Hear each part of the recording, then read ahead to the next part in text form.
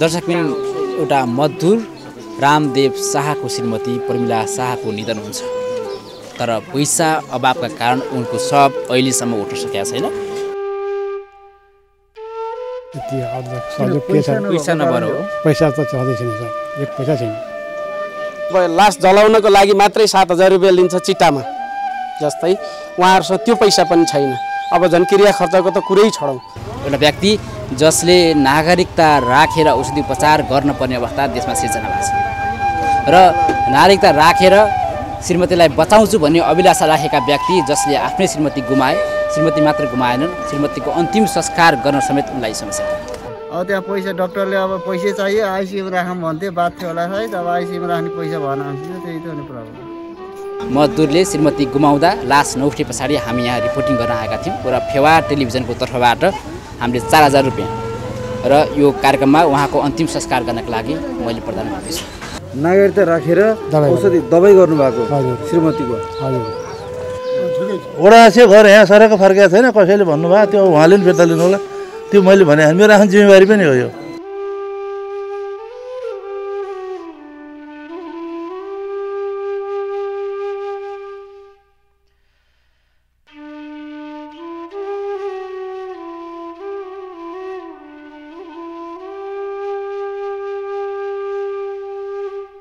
दर्शकबिन एउटा मजदुर रामदेव शाहको श्रीमती प्रमिला शाहको निधन हुन्छ।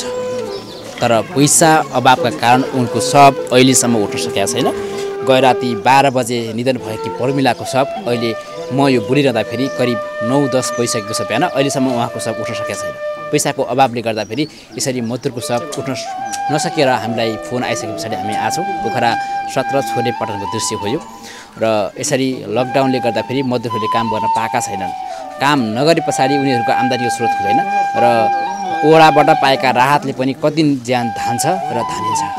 तपाईँले पछाडि देखिरहनु भएको छ प्रमिलाको शव, जुन शवले दाह संस्कार खोजिरहेको छ, अन्तिम संस्कार खोजिरहेको छ, तर पनि पैसा अभावले पाइराखेका छैनन्। तपाईँ कोही दयालु मन हुनुहुन्छ, कसैले सहयोग गर्न चाहनुहुन्छ भने उहाँको यो अन्तिम संस्कार सहित क्रिया खर्च पनि उहाँहरूसँग छैन। पोखरा आएको उहाँहरू थुप्रै वर्ष भयो। उहाँहरूले पोखरामा बसेर थुप्रैका घर बनाउनु भएको छ, थुप्रैलाई सहयोग गर्नुभएको छ, आफ्ना उमेर पनि पोखरामा व्यतीत गर्नुभएको छ। तर आज त्यही पोखरा, जुन पोखरामा आएर आफ्नै श्रीमती गुमाउँदा रामदेव शाहले पैसाको अभावमा श्रीमतीको अन्तिम संस्कार पनि गर्न पाएको छैन। यो दुःखद र भयावह दृश्य तपाईँलाई मैले आज प्रस्तुत गर्दैछु कि पोखरा 17 छोरेपाटनबाट जहाँ एकजना मजदुरको श्रीमती बित्दा उनको शव उठ्न सकेको छैन।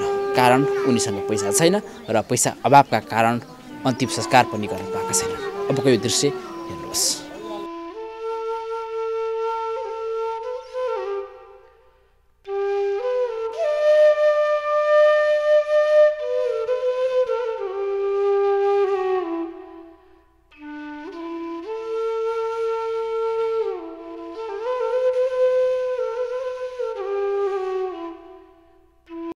तपाईँको नाम चाहिँ? रामदेव शाह।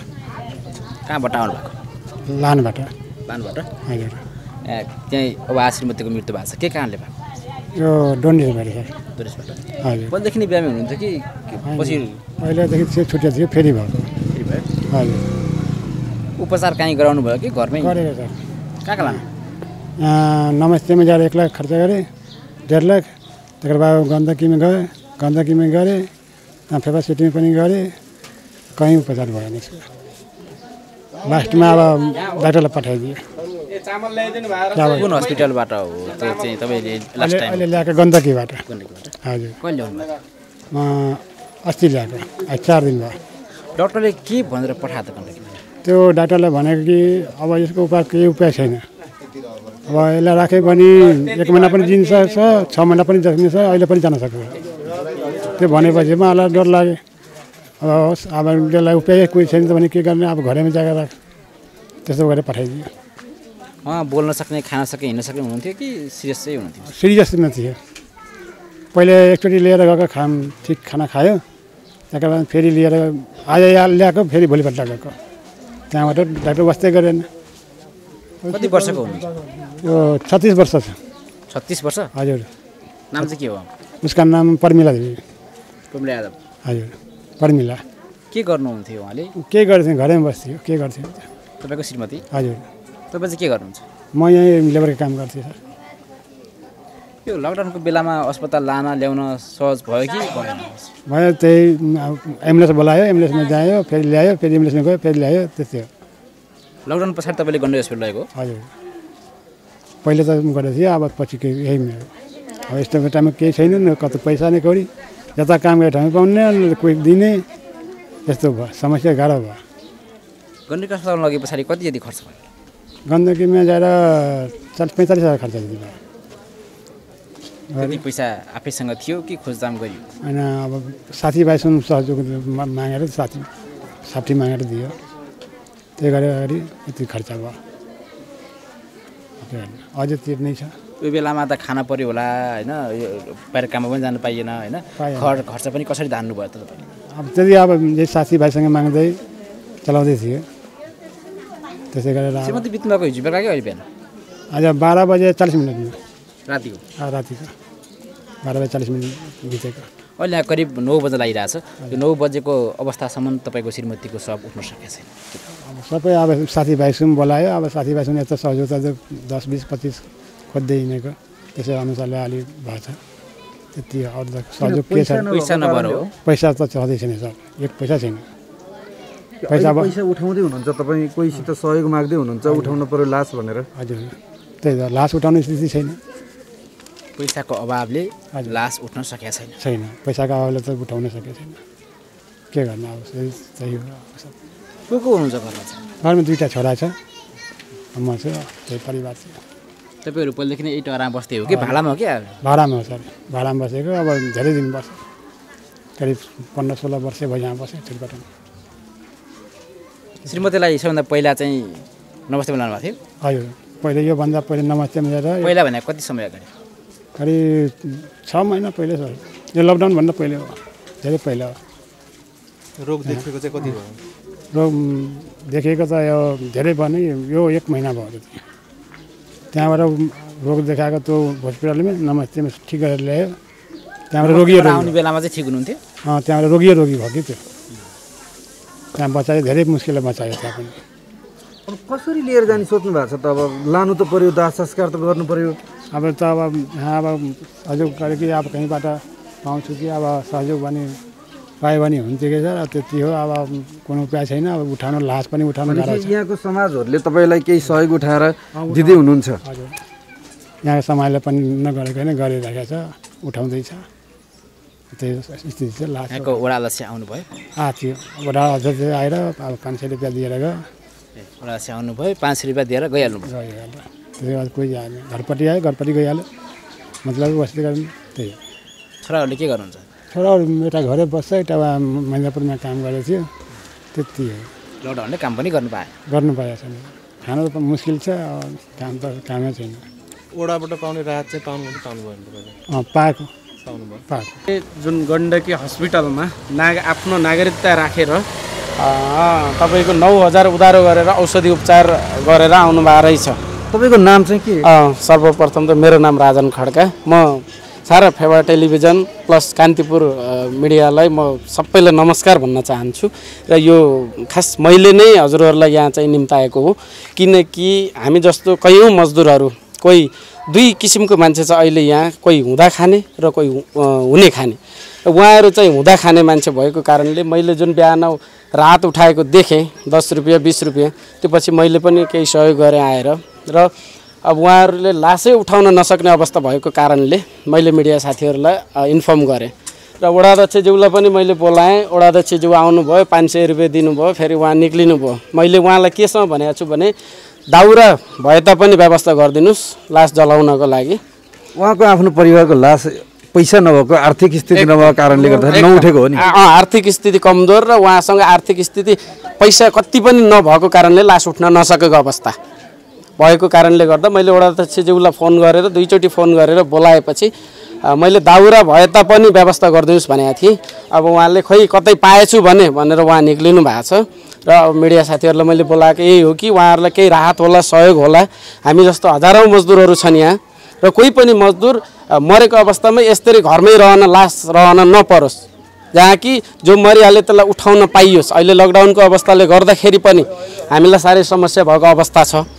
त्यही माथि पनि अब उहाँहरू चाहिँ एकदमै निम्न सर्वहारा वर्ग भएको कारणले गर्दाखेरि उहाँहरूसँग केही नभएको कारणले गर्दा हामी टोलसँग 10 रुपियाँ 20 रुपियाँ 50 रुपियाँ गर्दै उठाइरहेका छौँ र 4,4500 समथिङ उठ्या होला अहिले। त्योभन्दा बाहिर पैसा उठ्या छैन र अब लास जलाउनको लागि मात्रै 7,000 रुपियाँ लिन्छ चिट्टामा जस्तै, उहाँहरूसँग त्यो पैसा पनि छैन। अब झन् क्रिया खर्चको त कुरै छोडौँ, त्यो भएको कारणले गर्दा कोही सहयोगी महानुभावहरू कतैबाट हुनुहुन्छ सहयोगी हातहरू भने प्लिज उहाँको अवस्था हेरेर सहयोग गरिदिनु होला भन्न चाहन्छु म। श्रीमतीको उपचार गर्नका लागि गण्डकी हस्पिटल लिएर जानुभयो, कसरी गर्नुभयो त्यहाँ चाहिँ? अब पैसा थियो, पैसा भर्खर जति सकिहाल्यो, त्यसको बादमा उसलाई अब दबाईको पैसा मागेको, अब दबाईको अब भाइ साबुत चाहियो भने मसँग नपाइ नगिजा छ, नगिजा राख्ने र दबाई लिएर गएको छ। नागरिकता अहिले कहाँ छ तपाईँको? त्यसो भने मेरो वहीँ गण्डकीमा छ। नागरिकता राखेर औषधि दबाई गर्नुभएको हजुर श्रीमतीको? हजुर, त्यहाँ दबाई गर्दाखेरि उसलाई माने ल मेरो छ, अब समस्या भयो भने म साबुत चाहियो त्यहाँबाट म दबाई दिन्छु, त्यहाँबाट बल्ल दबाई दिन्छु। के गर्नुहुन्थ्यो तपाईँ चाहिँ? अब के गर्नु, अब राख्नै परेको सर। होइन मतलब तपाईँ काम चाहिँ के गर्नु? काम त यो लेबरको काम गर्छु। लेबरी काम गर्नुहुन्थ्यो। को बस्नुहुन्छ घरमा? घरमा 2 छोरा, यो बुढी म। हिजो 12 बजेदेखि अहिले यतिखेर 10 भइसक्यो, यतिखेरसम्म तपाईँले आफ्नो श्रीमतीको दाह संस्कार गर्न लिएर जान सक्नु भएको छैन। यो कारण चाहिँ के? अब के गर्नु, अब पैसा छैन, अब सरसमाजहरू सहयोग गर्दैछ, त्यसको लागि भएको छ। नसकेको कारणले तपाईँले समाजसित सहयोग मागिरहनु भएको छ अहिले? त्यही सहयोग हो, सहयोग मिल्यो भने उठाउला। कति लाग्ने रहेछ लानका लागि, दाह संस्कार गर्नका लागि पैसा थाहा छ? त्यो मलाई त थाहा छैन, अब कति लाग्छ त्यो ठेगानै छैन। ठेगानै छैन। पहिलो कुरा यहीँबाट लिएर जानको लागि गाह्रो छ तपाईँलाई? गाह्रो छ। पुष्टि गराउने र त्यसपछि यसको व्यवस्थापनलाई के गर्ने भन्ने सल्लाह भएको थियो। अनि यहाँ ट्र्याक्टर थियो, ट्र्याक्टरमा लाने भन्ने कुरा भएर अहिले म पनि आएको थिएँ, हिँडेको हो। अहिले ट्र्याक्टरले मानेन अरे, नमानिसकेपछि हाम्रो यो कपडा सपडा यताउतिको लागि त हाम्रो वकिल साहब तिलक सरले दिनुभएको छ। त्यो सब उठाएर लैजानको लागि त्यो सब दनलाई कुरा गरेको महानगरमा भर्खरै मैले फोन गरिरहेको छु, कन्ट्याक्ट भएको छैन। केही भएन भने हामी स्थानीयहरूले पनि यसलाई लैजान्छौँ। अनि यहाँ चामलको केही राहत छ कि भन्नु हो? मैले त्यहाँ हाम्रो जो छोरेबाटो माविमा राहत राखेकोमा आधा बरा चामलको स्टक थियो, त्यो मैले यहाँ त्यहाँ गएर त्यो झिकेर यहाँ पठाएँ। त्यो सँगसँगै म यहाँ आउँदैछु कि वडा आछ्यो घर यहाँ सरक फर्केको छैन, कसैले भन्नुभयो, त्यो उहाँले पनि फिर्ता लिनु होला। त्यो मैले भने मेरो आफ्नो जिम्मेवारी पनि हो यो। तर अहिलेसम्म सुन्नु, हिजो बेलुका राति 12 बजे ज्यान गुमाएकी परिमिलाको सब अहिले 9-10 पर्दा पनि उठ्न सकेको छैन। एउटा विडम्बना यस्तो खालको अवस्था चाहिँ सिर्जना हुनुहुन्छ। यो अब तपाईँहरूलाई सजिलो होला, असिलो नमान्नु होला। मैले खबर पाएपछि म यहाँ छु, मेरो परिवार पनि आएको छ, म पनि आएको छु। अब स्थानीयहरू जुट्नु नि पऱ्यो, अब उहाँको अवस्था सबै बुझ्नु नि पऱ्यो, आफन्तहरू पनि झिकाउनु पर्ने। यी सबै परिवेशले गर्दाखेरि मान्छे मर्ने बित्तिकै तुरुन्तै लैजान नि अलिकति अप्ठ्यारो हुन्छ। त्यसो भए 1-2 घन्टा 2-3 घन्टा ढिलो हुनु गएको होला, त्यस्तो अवस्था आउँदैन।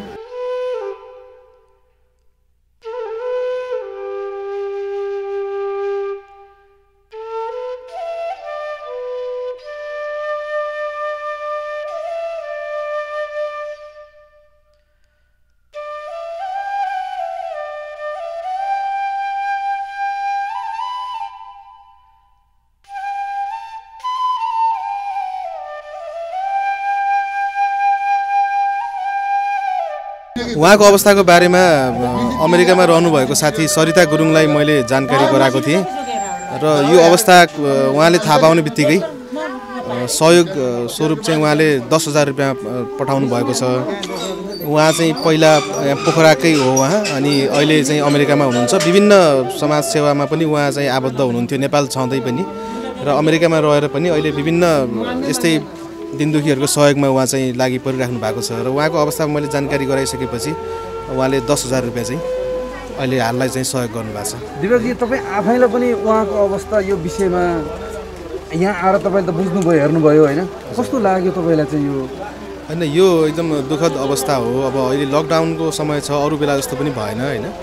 यो बेलामा मान्छेलाई के खाने भन्ने खालको अवस्था सृजना भइरहेको अवस्थामा झन् रोगको उपचार गर्नुपर्ने र उपचार गर्दा गर्दै आर्थिक अवस्था चाहिँ एकदमै कमजोर भएको र अहिले काजक्रिया गर्नको निमित्त सब चाहिँ जलाउनको निमित्त पनि अहिले आर्थिक अवस्था उहाँहरूको नभइरहेको अवस्था चाहिँ हामीले देख्यौँ।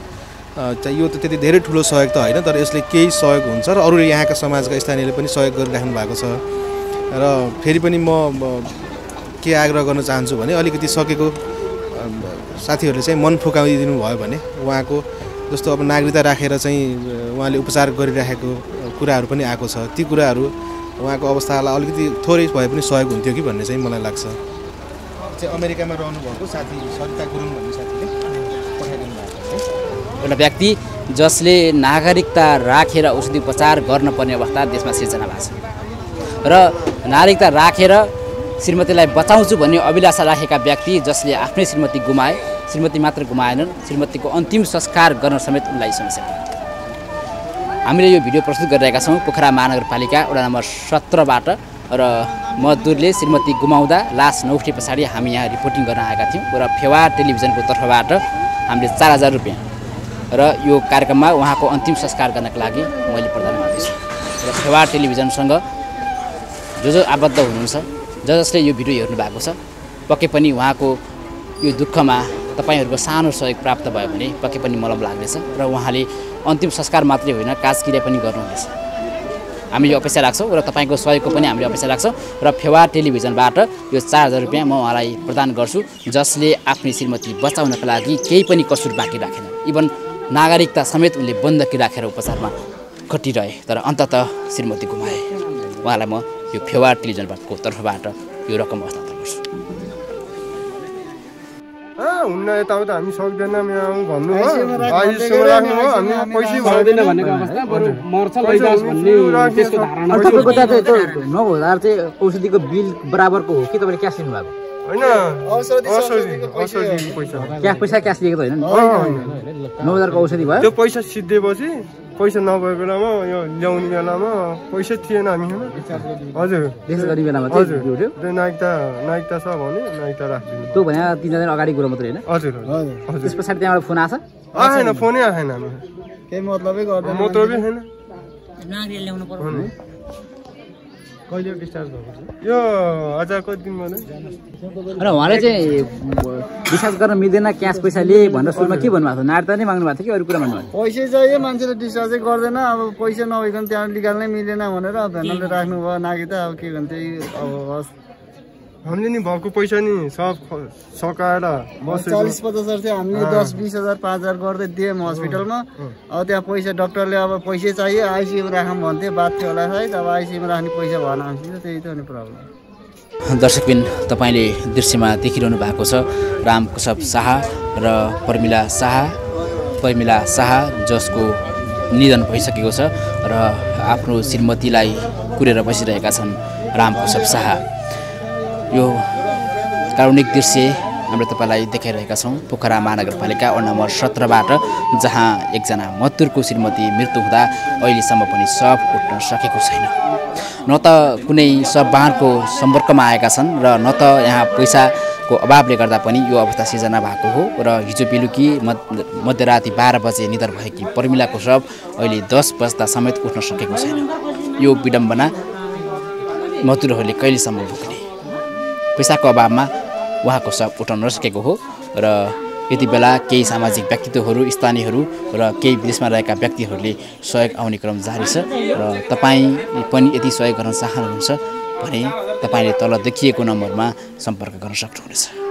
एकजना मजदुरको मृत्यु हुँदा शव उठ्न सकेन, तर भलै यहाँका स्थानीयहरू र केही व्यक्तिहरूको सहयोगमा यहाँ केही रकम जम्मा भयो र अहिले शवलाई अन्तिम संस्कारका लागि लाने तयारी भइरहेको छ। तर विडम्बना के छ भने सुरुवातको चरणमा उहाँले ट्र्याक्टरमा लाने घोषणा गर्नुभयो, ट्र्याक्टरले पनि उहाँको शव बोकेर लान मानेन। शव वाहन खोजियो, पोखराभरि वरिपरि रहेका व्यक्तिहरूलाई वडा अध्यक्ष लगायत यहाँका प्रतिनिधिहरूले शव वाहनलाई फोन गर्नुभयो र शव वाहन पनि कन्ट्याक्टमा हुन सकेन र आउन सकेन।